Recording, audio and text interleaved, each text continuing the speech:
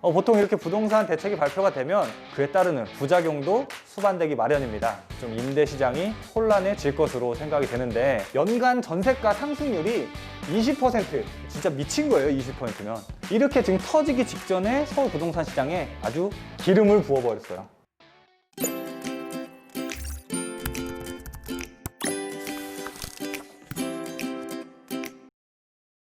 안녕하십니까. 드림 부동산 투자연구소 남태현 본부장입니다. 지난 12월 16일 부동산 대책이 나온 지도 어느덧 일주일이 흘렀습니다. 자, 시간이 흐르는 동안 아직도 시장에서는 좀 눈치 싸움이 치열하게 벌어지고 있는 것 같은데요. 보통 이렇게 부동산 대책이 발표가 되면 분명 시장을 잠재우는 효과도 있지만 역으로 그에 따르는 부작용도 수반되기 마련입니다. 이번 12월 16일 부동산 대책의 그 부작용으로는 좀 임대 시장이 혼란해질 것으로 생각이 되는데, 그래서 앞으로 좀 그 부작용이 시장에 어떻게 미칠 것인지 영향을, 그에 대해서 영상 준비해 봤습니다. 본 영상 시청하시기에 앞서서 좋아요와 구독하기, 또 알람 설정 버튼 눌러주시고 시청 부탁드리겠습니다. 자, 그러면 이제 본격적으로 한번 시작해 보도록 하겠습니다. 자, 일단 전세라는 게 어떤 것인지에 대해서 먼저 알아보도록 할게요. 전세? 다들 아시죠? 내가 보증금 내고 2년간 거주하는 거잖아요. 근데 한번 제가 찾아봤습니다. 전세라는 것의 사전적인 의미를. 전세라는 게 사전적으로는 어떻게 통용되냐면 이 부동산 소유자에게 일정한 금액을 맡기고 일정 기간 동안 그 부동산을 빌려 쓰는 일을 전세라고 한다고 해요. 이 일정한 금액이라 하면 우리가 흔히 말하는 이 보증금이겠죠. 이렇게 보증금을 맡기고 빌려 쓰는 겁니다. 자, 그런데 이 전세라는 제도는 전 세계에서 우리나라에만 있어요. 왜 하필 우리나라에만 있는지 참 좀 이해가 안 되는데, 그래서 이 전세 제도가 있음으로 해서 장점도 있고 또 단점도 같이 존재합니다. 우선 장점은요, 예전에 이 주택 공급이 부족한 시기에는요, 임대인에게도 득이 되는 거고 또 임차인에도 득이 되는, 서로 윈윈할 수 있는 제도였어요. 자, 이게 무슨 말이냐 하면, 자, 주택 공급이 부족한 시기라 하면은 주택 가격이 계속해서 올라가는 시기겠죠. 자, 그런 시기에 임대인의 경우 만약에 집을 사기 위해서 아무래도 가격이 점점점 올라가다 보면 더 많은 돈이 필요로 할 거예요. 자, 그런데 이때 임차인의 그 임대 보증금을 활용한다라고 한다면 내가 아무래도 주택을 살 때 부담감이 좀 적어질 거 아니에요. 그죠? 그럼 역으로 임차인의 입장에서는 이렇게 공급이 부족한 시기에는 집값이 올라가니까 내가 집을 살 여력이 안 돼. 그러면은 길바닥에서 잘 수는 없잖아요. 어쨌든 어떤 주택에 내가 들어가서 거주를 해야 되는데 그러니까 집값보다는 저렴한 금액의 주택에 거주할 수 있는 게 바로 이 전세 제도란 말이에요. 그래서 서로 양자 간에 임대인이든 임차인이든 서로 다 장점이 있는 제도입니다. 자, 근데 반면에 단점도 있죠. 사실 요즘엔 단점이 더 크게 부각되고 있어요. 단점이 뭐냐면 이 부동산을 그 주거의 목적, 본연인 그 주거의 목적으로 쓰는 게 아니라 투기의 목적으로 활용할 수 있는 어떤 확률이 높죠. 우리가 전세라는 거는 이해하기 쉽게 하면은 무이자 대출이잖아요. 그렇잖아요. 자, 그렇다 보니까 이게 투기의 목적으로 변질될 수가 있는 거예요. 그래서 과거에도 이런 전세제도 때문에 이제 공급 부족과 같이 맞물려서 전세제도 때문에 굉장히 좀 주택 시장이 혼란스러웠던 적이 있었어요. 자, 그게 언제냐? 보면은 처음에는 1977년입니다. 분양가 일률 규제라는 제도가 나왔어요. 이때가 박정희 대통령 시기였는데, 자, 이때는 왜 갑자기 이게 나왔냐면 아시다시피 우리가 박정희 대통령 시대에는 우리가 개발도상국이었어요. 그렇다 보니까 우리가 이 중동으로 많은 근로자를 파견해가지고 외화벌이를 했었죠. 이 외화를 벌어들인 그 돈들이 국내로 유입되면서 얘네들이 돈이 갈 데가 없으니까 부동산 시장으로 많이 흘러들었습니다. 자, 그렇다 보니까 그렇게 되면 어떻게 돼요? 부동산 가격이 많이 오를 거 아닙니까? 그래서 가격이 폭등하다 보니 이렇게 박정희 대통령 때 제도를 발표했습니다. 분양가를 통제하기 시작했던 거예요. 최초의 사례였습니다.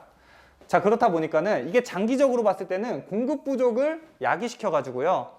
1980년대 후반, 이때는 우리가 3저 현상이라고 말하는데 저금리, 저달러, 또 저유가, 이러한 3저 효과 때문에 우리나라 굉장히 경제적으로 호황이었어요.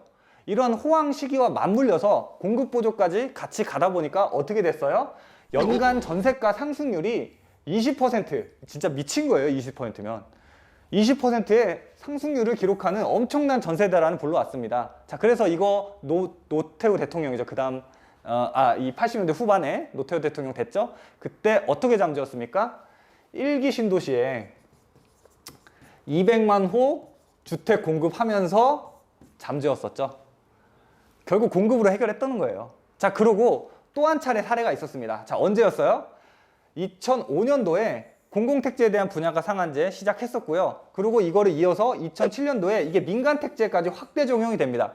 한마디로 분양가 상한제가 민간택지까지 전반적으로 적용이 됐다라는 겁니다. 노무현 대통령 시기였어요. 자, 그때 이렇게 분양가 상한제 시행되니까 당연히 민간 분야에서 공급 부족이 발생을 했습니다. 공급 부족이 발생해가지고 2010년도에 아시는 분들은 아실 거예요. 미친 전세라고. 그때가 2010년도였어요. 그때 연간 상승률이 10%였습니다. 임대 가격이. 이렇게 10%에 육박하는 전세 대란을 발생시켰어요. 물론 이것도 공급으로 해결했습니다. 어떻게 해요? 보금자리 주택으로 해결했잖아요. 그죠? 서울의 양질의 그 지역에, 강남이죠. 양질 지역에 반값 아파트를 공급해서 대량으로 반값 아파트를 공급해서 시장을 잠재웠었어요. 한마디로 공급 정책이 수반돼야만 이러한 어떤 이 힘든 이러한 임대 시장을 잠재울 수가 있었던 거예요. 자, 그래서 지금 현재 서울의 부동산 시장이 어떠냐? 이런 상황이에요, 지금. 터지기 일보 직전입니다. 현재 시장이. 왜? 자, 보세요. 서울의 아파트 중위 가격이 9억 원에 근접하고 있습니다. 자, 중위 가격이라는 거는 서울의 아파트의 평균가를 말하는 게 중간 가격 말하는 거예요. 평균가가 아니라 중간 가격. 그러면은 애지간한 좋은 지역들 같은 경우에는 다 9억 원이 넘는다라는 얘기죠. 자, 그렇게 되면 이 9억 원이라는 돈이 작은 돈입니까? 작은 돈이 아니죠. 무주택자들에게 굉장히 큰 돈이에요. 자, 그렇다 보니까 이만큼 주택 가격이 올라가다 보니까 당연히 내가 매수를 하기에는 금액이 부족해서 어떻게 해요? 임대시장으로 당연히 가겠죠. 임대시장으로 흘러갈 거 아니에요. 이렇게 해서 임대시장의 수요가 높아지는 겁니다. 주택 가격이 비싸다 보니까. 자, 여기에 지금 분양가 상한제 서울에서 시행되고 있죠. 자, 그렇다 보니까 사람들이 어떻게 해요? 분양가 상한제 때문에? 분양가 상한제라는 게 주변 시세보다 낮게 분양을 하는 거잖아요. 한마디로 청약으로 해서 받을 수 있으면 당첨되면은 내가 시세 차익을 엄청나게 얻을 수 있는 거예요. 말 그대로 로또 분양 받을 수 있는 거예요. 자, 그렇다 보니까 그 청약하려고 다들 대기하잖아요. 전월세로 살면서 대기하잖아요. 청약해보려고. 그래서 또 임대시장에 이것도 역시 플러스 요인이 되겠죠, 임대시장에. 자, 그리고 여기에 마지막으로 또 이 서울에 이렇게 비싼 집값을 잠재우기 위해서 정부에서 시행한 정책이 뭐였어요? 3기 신도시였어요. 3기 신도시. 자, 우리가 누구나 다 예상할 수 있습니다. 3기 신도시 주택 분양 시작하면 가격이 비싸게 나올까요? 아니요. 무조건 이건 성공시켜야 되는 정책이에요. 현 정부 입장에서는. 자, 그러면 엄청난 메리트들을 여기다 줄 거란 말이에요. 그 중에서 대표적인 메리트가 뭐예요? 저렴한 가격이겠죠. 저렴한 주택 가격. 이런 거 메리트로 주기 때문에 이것도 받으려는 사람들이 또 대기를 엄청나게 해요. 자, 한마디로 현재 지금 서울의 부동산 시장은요, 임대 수요가 증가할 수밖에 없는 그런 환경을 가진 시장입니다. 많은 분들이 지금 전월세로 대기하고 있단 말이에요. 대기도 하고 또 주택을 못 사는 분들은 어쩔 수 없이 가겠지만, 근데 요번에 12월 16일 날 나온 부동산 정책으로 인해서 이렇게 지금 터지기 직전에 서울 부동산 시장에 아주 기름을 부어버렸어요. 한번 볼게요. 어떤 기름을 부었는지. 자, 보면은 지금 12월 16일 대책 중에 제가 일부만 지금 가져왔습니다. 부동산 시장, 그러니까 특히나 전월세 시장에 영향을 미칠 수 있는 것들을 일부 가져왔는데, 지금 보면은 이번 대책에서 고가주택이라고 하면 9억 원 이상 초과죠. 9억 원 이상 되는 것들. 여기에다가 또 초고가주택이라 하면 15억 원 초과주택이에요. 이거에 대한 대출 규제 들어갔잖아요. 일단 초고가주택 같은 경우는 애초에 주택담보대출을 금지시켜버렸고, 자, 9억 원 이상의 고가주택 같은 경우에는 9억 원 이상 되는 구간에서는 LTV를 절반으로 줄여버렸죠. 한마디로 대출을 안 해주겠다는 얘기예요. 자, 그러면은 한번 생각해 보세요. 우리가 이 전세라고 하는 녀석은, 이 전세주택은 누가 공급해요? 정부에서 공급해 주나요? 임대주택을? 정부에서 지금 막 서울시 내에 막 임대주택 많이 지금 짓고 있어요? 못 짓잖아요. 사람들이 원하는 이 서울에다가는 못 짓고 지금 외곽에다 짓고 있어요. 사람들이 원하는 건 서울 내에서 살기를 원하는데. 자, 그렇다 보니까 서울 내에 전세를 공급하려면요, 결국은 이 민간의 영역에서, 이 민간에서 공급을 해줘야 돼요. 한마디로. 자, 그런데 지금 주택 추가로 살 때 대출 안 해주겠다? 이렇게 하면은 주택 살 수 있는 어떤 분위기가 조성이 돼요? 살 수가 있어요? 못 사죠. 결국 이 전세 물량 감소로 이어질 수밖에 없어요. 일단 대출 규제 들어가면. 자, 그리고 두 번째. 지금 보면은요. 1세대 1주택자의 장특공. 그러니까 9억 원 넘는 주택이에요. 실거래가로. 9억 원 넘는 주택의 장특공을 적용을 시킬 때 실거주 요건을 추가시켰잖아요. 실거주 요건.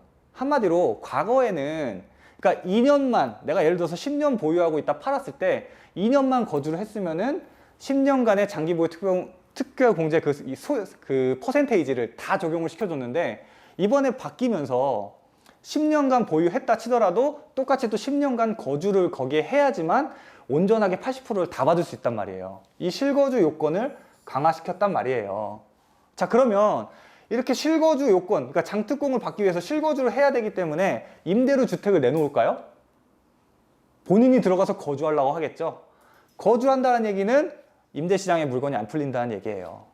자, 여기에 추가로 매수세를 꺾는 대책도 있죠. 자, 자금 조달 계획서 강화시켰어요. 자, 이거 무슨 얘기냐면 주택을 구입할 때 네가 어떤 돈으로 이 주택을 샀는지를 명확하게 좀 소명하라 그 얘기예요.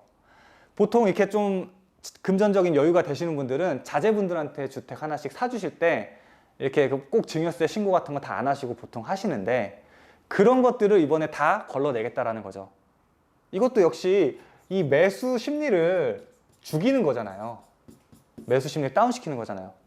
이런 것들로 인해서 역시 또 전세 시장, 그러니까 임대 시장에 당연히 영향을 미칠 수밖에 없고요. 마지막으로 이게 또 큰 건데 이 주택임대 사업자에 대한 혜택을 축소시켰어요. 자, 어떤 걸 이번에 축소시켰냐면 그 취등록세 원래 주택임대 사업자로 등록해서 최초 분양받는 주택 같은 경우에는 임대사업자 등록을 하면 취등록세를 면제시켜 줬었죠.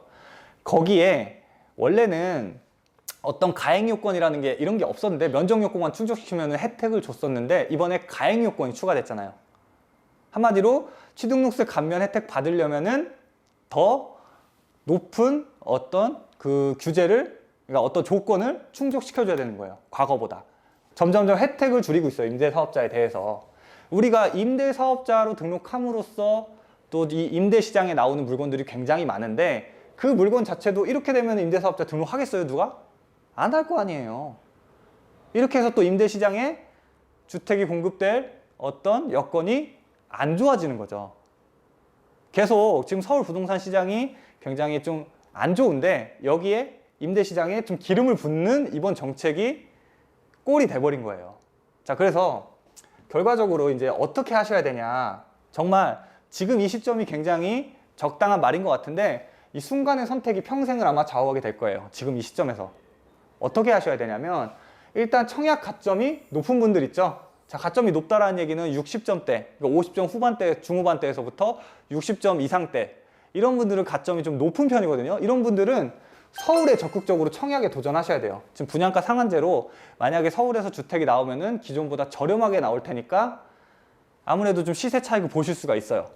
높으신 분들은. 구체적으로 50점대 후반에서부터 60점 이상 되는 분들, 이런 분들이 노리셔야 돼요. 자, 그리고 청약 가점이 약간 애매하신 분들 있죠? 뭐 한 30점대, 40점대 애매하신 분들 있어요. 이런 분들은 서울에 넣으면은 당첨 확률은 좀 적단 말이죠. 거의 사실상 불가능하단 말이죠. 그러신 분들은요, 이 3기 신도시 적극적으로 한번 공략해 보세요. 이것도 충분히 메리트 있습니다. 입지적으로도 그렇고 가격적인 측면에서도 메리트가 있어요. 자, 그리고 청약 가점이 아직 이제 30대, 40대들 같은 경우에는 뭐 20점대, 뭐 10점대 이렇게 낮아요. 청약 가점이. 이런 30, 40대들은요, 굳이 이렇게 청약에 도전하시지 말고 9억 원 이하의 주택을 공략을 하셔야 돼요. 왜? 대출이 아직까지 상대적으로 많이 나오잖아요. 물론 그것도 LTV 40%긴 하지만 어쨌든 그래도 9억 원 이상 되는 주택들은 그마저도 안 나오니까 상대적으로 대출이 좀 나오는 이 9억 원 이하의 주택들을 공략을 하셔야 돼요. 자, 이 9억 원 이하의 주택이라 하면 사실 서울에서 이 핵심 지역들은 9억 원이 다 넘어요. 그런데 서울에서 그렇게 핵심 지역은 아니지만 약간 서울의 이제 좀 외곽 쪽에 있는 사이드 쪽에 있는 그러한 행정 구역들이 있어요. 뭐 예를 들면은 뭐 구로구라든지 뭐 금천구, 뭐 강서구, 위쪽으로는 은평구, 뭐 도봉구, 노원구 이런 데들, 그런 데들이 과거에는 외면받아왔지만 이번에 이렇게 그 12, 16 대책 나오면서 대출 규제 하면서 지금 그쪽으로 수요들이 많이 가고 있거든요. 그거를 지금이라도 공략하셔야 돼요. 그리고 마지막으로 이제 이렇게 12월 16일 대책까지 나옴으로 인해서 향후에 서울로 진입하는 건 사실상 불가능합니다. 지금 만약에 서울 집값이 너무 비싸고 대출도 안 나온다고 그래서 포기를 하고 수도권으로 나가시잖아요. 나중에 다시 서울시장으로 진입하는 건 사실상 불가능할 거예요. 이번 대책으로 인해서 아예 그냥 어떤 장벽이 생겨버릴 겁니다. 자, 오늘 12월 16일 부동산 대책으로 인해서 불러올 그 부작용에 대해서 알아봤습니다. 특히나 임대시장이 굉장히 불안해질 것으로 예상이 되는데 임대시장이 불안하면 임대시장만 불안한 게 아니라 당연히 매매시장까지도 영향을 미칠 수밖에 없습니다. 뭐 어쨌거나 저쨌거나 지금 정부에서 계속 대책이 나오면 나올수록 부동산 시장을 불안하게 만들고 있어요. 그래서 좀 더 대책이 나옴으로 인해서 내가 어떻게 좀 행동을 해야 될지, 어떤 좀 방향으로 자세를 취해야 될지 좀 명확하게 좀 분석을 해보시고 좀 판단하신 다음에 좋은 선택 하셨으면 좋겠습니다. 자, 오늘 준비한 영상은 여기까지입니다. 오늘 준비한 영상이 좋으셨다면 좋아요와 구독하기, 또 알람 설정 버튼 눌러주시기 바랍니다. 자, 저는 다음에 더 좋은 영상으로 찾아뵙도록 하겠습니다. 감사합니다.